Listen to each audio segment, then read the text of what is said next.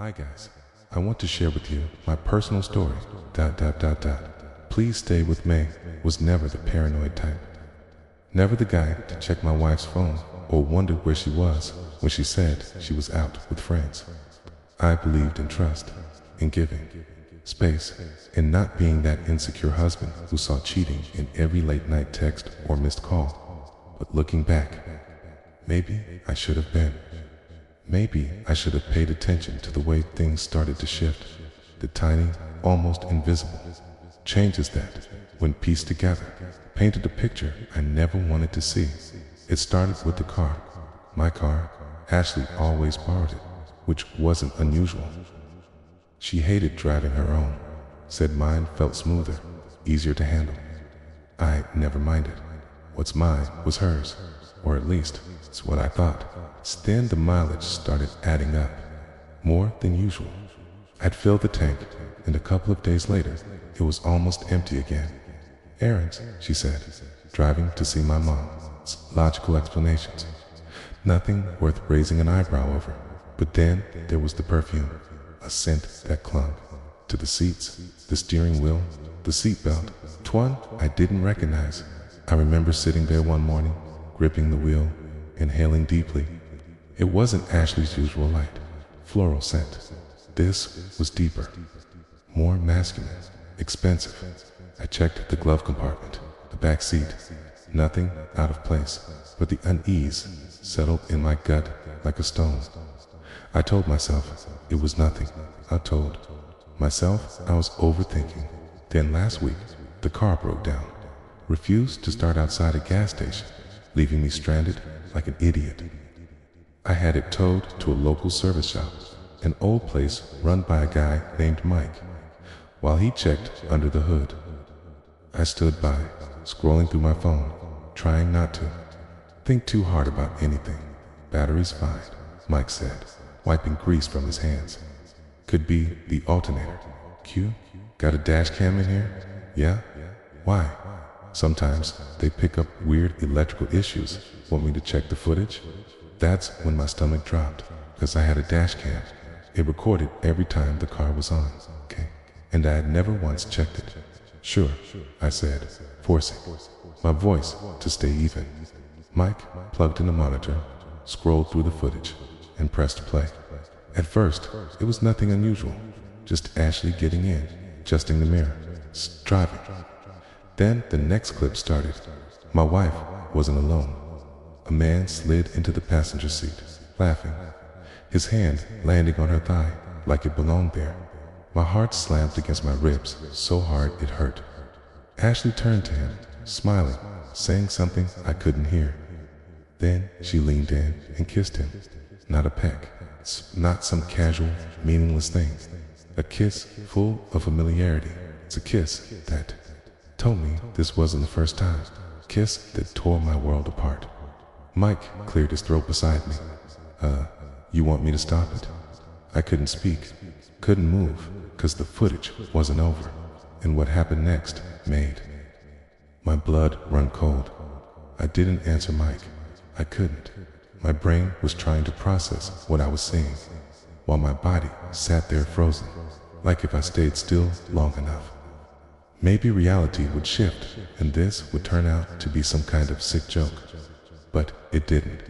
The screen kept playing. Ashley pulled back from the kiss, smiling at him in a way I hadn't seen in years. That soft, teasing smile that used to be mine. The man, some guy with dark hair, sharp features, and a cocky expression, ran his hand over her thigh like he owned her.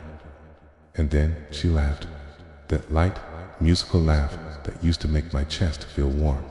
Now it made me sick. Then she said something. I leaned in, my pulse thundering in my ears, trying to make out the words. The Taj cam didn't have audio, but I could read her lips well enough. We have time. My vision went red dot. Mike must have sensed it because he reached over and stopped the footage, muttering something about giving me a minute.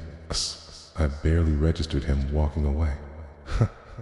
My entire world had just been rewritten in a matter of seconds. Gripped the edge of the counter, breathing hard, my wife, my car, some other guy. They had time. Time for what? I already knew, and that's what made it so much worse. I forced myself to click to the next video. The screen flickered, and there they were again. Still in my car, but now parked somewhere. An empty lot, maybe a motel parking lot, somewhere, out of sight. The guy leaned over, his mouth moving against her neck, his hands. I slammed my fist against the counter, so hard the monitor rattled. Mike came back instantly. Hey man, you good? Good? I wanted to put my fist through a wall. I wanted to grab my phone, call her, demand an explanation. No, not an explanation. I didn't need one. I knew what this was. Save the footage, I said, my voice low and dangerous. All of it. Mike hesitated, eyeing me like I was about to explode. You sure? Yes, because I wasn't just going to confront her. I was going to ruin her.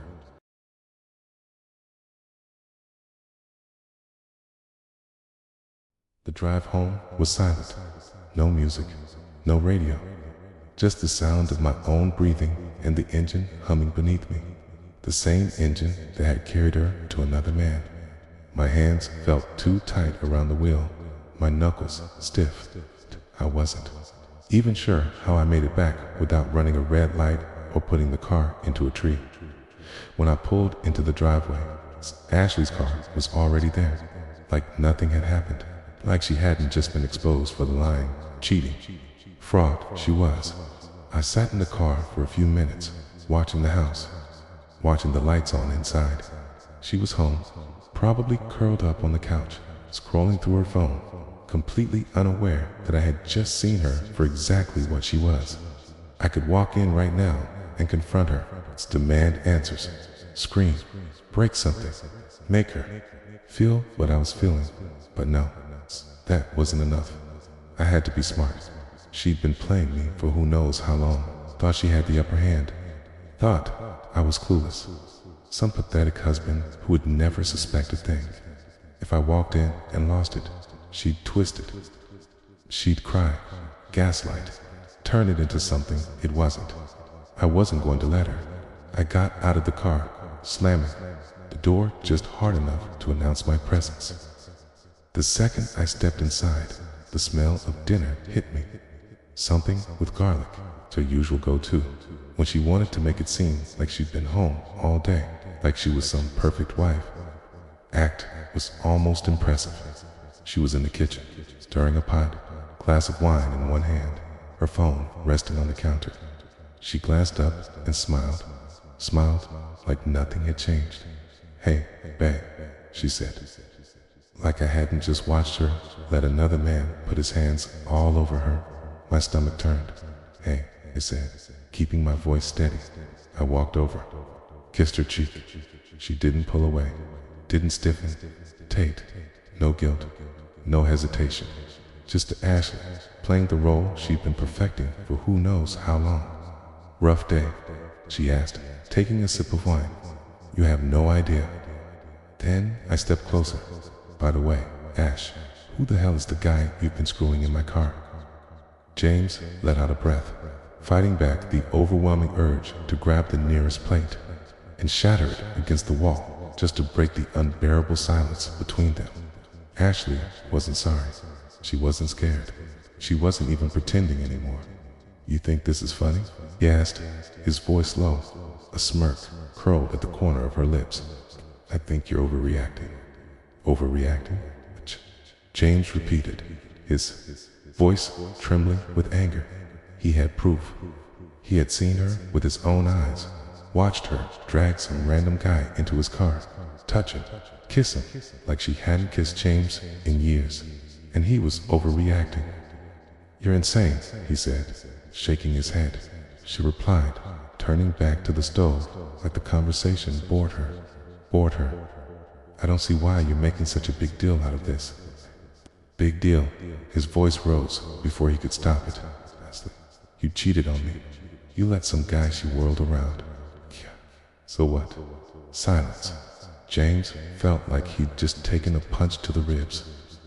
She wasn't even trying to explain. She just admitted it. His hands curled into fists at his sides. Who is he? She rolled her eyes. Oh my God, James. It doesn't matter. It's who is. He, she sighed, rubbing her temple like he was some annoying customer at a store she didn't want to deal with. His name is Daniel, she said finally, like it cost her nothing. We've been seeing each other for a while. Happy now. A while. Something inside James snapped. He grabbed the wine glass and hurled it against the wall. It exploded on impact, shards raining down onto the tile, deep red streaking down the white. Paint. Ashley jumped, eyes going wide for the first time. But James wasn't done. He stepped closer, his voice shaking with fury. You've been screwing some guy for a while, and you've been using my car to do it. Are you out of your mind? She blinked, but it wasn't fear in her eyes. It was annoyance. It's like he was embarrassing her. Jesus, James, she muttered, stepping over the broken glass like it was nothing. This is why I didn't tell you. You're so damn dramatic about everything. Cord, you didn't tell me because you're a cheating liar. She shrugged. And you're a boring husband. Everything stopped. Case's breath hitched in his throat, his fists tightening, his entire world tilting. She wanted to hurt him. Hey, and for a second, he almost broke, but he didn't.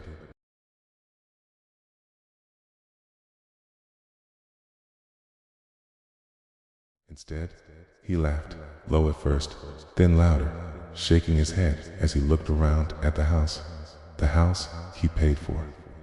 The kitchen he remodeled, the life he built while she was out screwing some guy named Daniel in his damn car. Ashley frowned. What's so funny? You, James said simply. You think you're something special, huh? Her eyes narrowed. What the hell does that mean? It means, he said, stepping closer, lowering his voice just enough to make her lean in. You've been cheating, lying, and acting like you're some kind of victim in all this. But let's be real, Ash. You're not some irresistible, untouchable goddess. You're just a pathetic, selfish mess who thinks she's too good for the man who gave her everything. Her lips parted, and for the first time, James saw it. Uncertainty, a crack in her confidence, a flicker of doubt. Good. You don't get to play the bored wife, he continued, his voice steady. You don't get to act like this is on me. You made your choice. You ruined this marriage. So tell me, Ashley, was it worth it? Her jaw tightened. I don't have to explain myself to you. No, you don't, he said, smiling coldly. But you will. She crossed her arms again, but James saw the shift, the slight panic creeping in around the edges. You see, he said, stepping around her and grabbing his phone from the counter.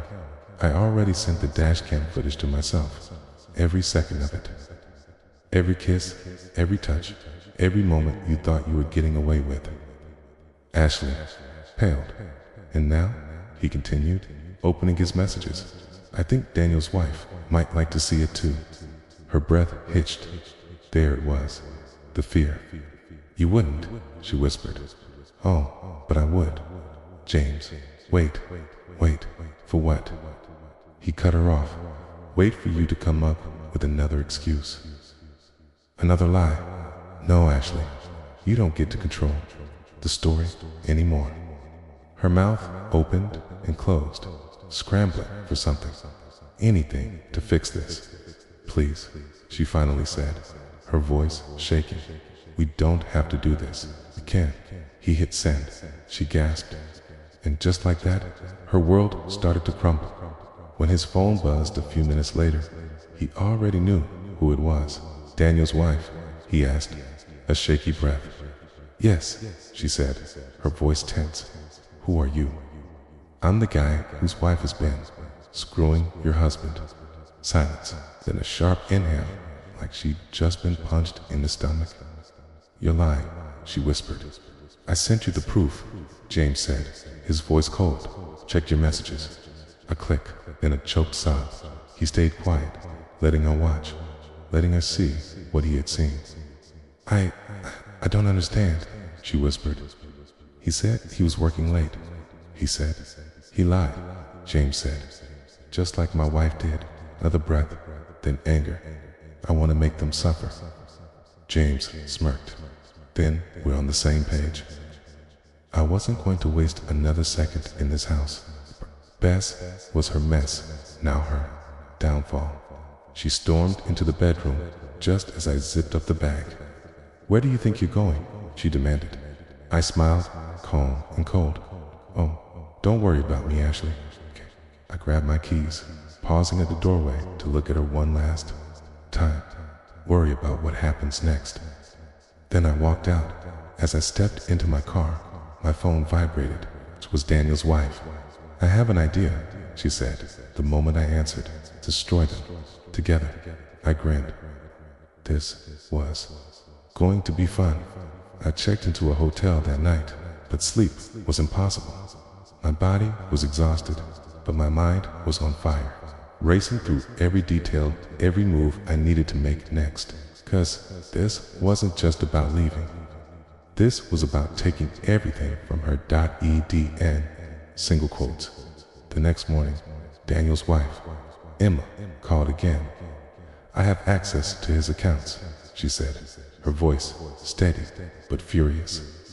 Bank statements, emails, work contracts. I don't know if Ashley is as reckless as Daniel, but if she is, I confirmed, gripping my phone tighter. Ashley's always been careless when she thinks she's winning. Emma exhaled sharply. Good, then let's bury them. And just like that, the plan came together. I took a deep breath, my anger sharpening into focus. I want her to regret this for the rest of her miserable life. Emma's voice was ice. Then, let's get to work. Step 1, financial ruin. Ashley had been comfortable, too comfortable. She liked expensive things, a lifestyle that I provided. The mortgage, in my name. The credit cards, mine. The car she refused to drive because mine was smoother.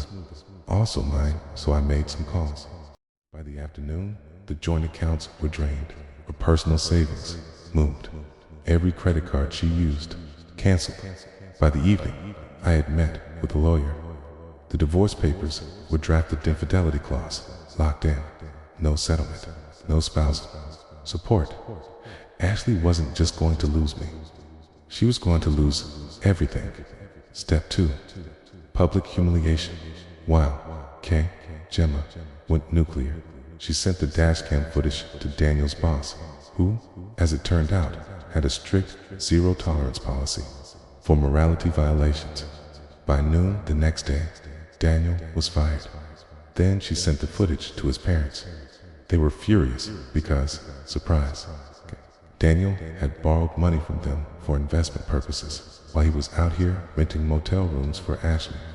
And then the final blow, she sent it to his gym group chat. Yeah, everyone knew. Asked for Ashley. Her phone started blowing up. Step 3, the final confrontation waited until I knew she was in full meltdown mode before I walked back into the house. The second I stepped inside, I heard the sound of chaos. Ashley was pacing in the living room, phone in hand, screaming at someone. No, I don't know how it got leaked, Daniel. What do you mean he got fired? I smiled, leaning against the doorway. Rough day. She spun around, eyes wild, hair a mess, the perfect picture of a woman whose entire world was crashing down. You, she hissed, pointing at me. You did this? I shrugged. No, Ashley, you did this. I just made sure everyone saw it. Face twisted with rage. You ruined my life. I laughed, tactfully laughed. Oh no, sweetheart. I just leveled the playing field. Her phone rang again. She glanced at it, hesitated, then threw it across the room. I chuckled, not taking Daniel's calls anymore. She lunged at me, actively lunged, but I stepped aside easily, watching as she stumbled, catching herself on the couch. Then she did something insane. She dropped to her knees, grabbed my hand, and started crying. James, she whispered, eyes glossy, lips trembling. We can fix this. I looked down at her, the woman who had mocked me, lied to me, cheated on me, laughed in my face, and I smiled. No, Ashley, I said softly, yanking my hand away. We can't. Then I dropped the divorce papers in front of her. Her sobs stopped instantly, picked them up with shaking hands, scanning the pages. No, this isn't. It is, I said, stepping back and grabbing my car keys. Sign them, or don't. Either way, I'm done. Her face crumpled up, and for the first time, I saw, and not anger, not defiance, regret. Too late. Way too late. Ashley stared at the divorce papers like they were a death sentence, and in a way, they were. She had played her little game, lied, cheated, humiliated me, and laughed in my face when I confronted her. But now she wasn't laughing. Now she was sitting on the floor of the house I was taking from her, surrounded by the wreckage of her own betrayal. Her lips trembled. James, please. I tilted my head. Please, what? She blinked rapidly, trying to summon tears that might have worked on me once upon a time. But I wasn't that man anymore. Don't do this, she whispered. I let out a breathy laugh. You really don't get it, do you?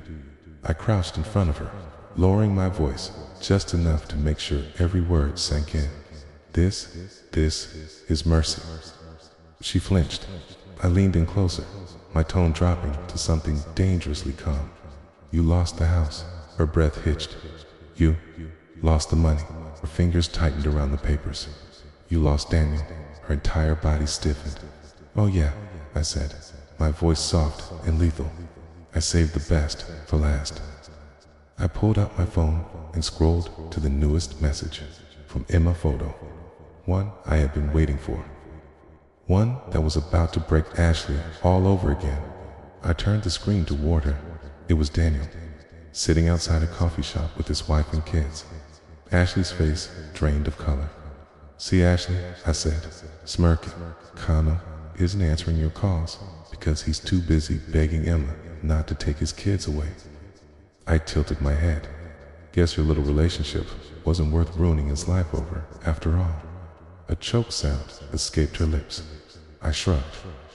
Men like him don't leave their wives for women like you. That was the final nail in the coffin. Her eyes filled with realization. She had nothing left. No money, no house, no affair partner, just consequences. I stood up, brushing imaginary dust off my jacket. Be sure to sign those papers, Ash. The sooner we get this over with, the sooner you can get back to whatever's left of your life. She didn't move, didn't speak, just sat there, gripping the papers like they were the only thing keeping her from completely falling apart. I walked to the door, my chest lighter than it had been in months. And just before I left, I turned back one last time. You were right. About one thing, I said. Her red, puffy eyes lifted to mine. I smiled, cold. Final, you should have left me years ago. Then I walked out.